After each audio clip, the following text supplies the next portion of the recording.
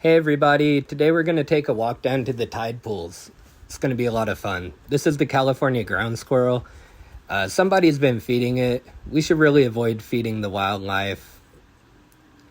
And next we saw a lot of bumblebees on our walk, which is a good sign. This is likely a queen bumblebee. It was over 1.5 inches in size, very large. The queens will actively forage until they set up their colony.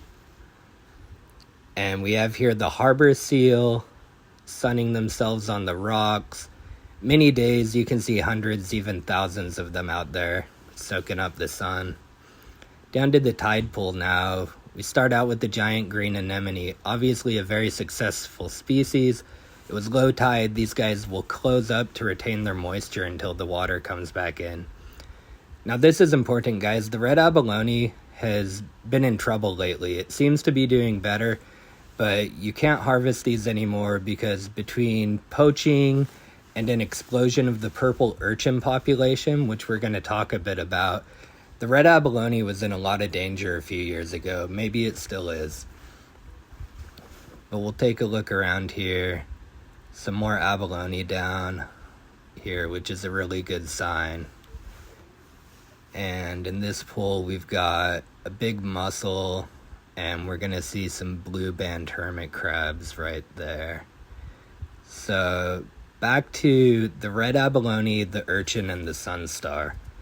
It's the story we're taught about how ecosystems work and the intricate web this created. What happened around the time of the Fukushima disaster, which is a correlation but no causation has been proven, is that a wasting disease decimated sea stars, particularly the Sunstar, the many-legged sea star, which was the only predator really up here in the north of the purple urchin.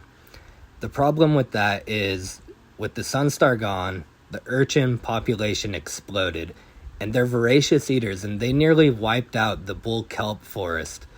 The bull kelp forest is a major keystone species here. It provides shelter for many fish, but the big thing was that's the only major food source for the red abalone.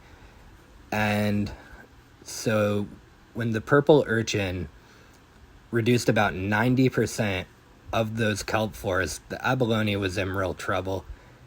And we're going to see right here, these purple urchin, you normally don't see this many of them. And a few years ago, it was carpeted with them. There's still a lot more of them than normal, but it seems like the ecosystem's balancing out, so that's good. Have a great day.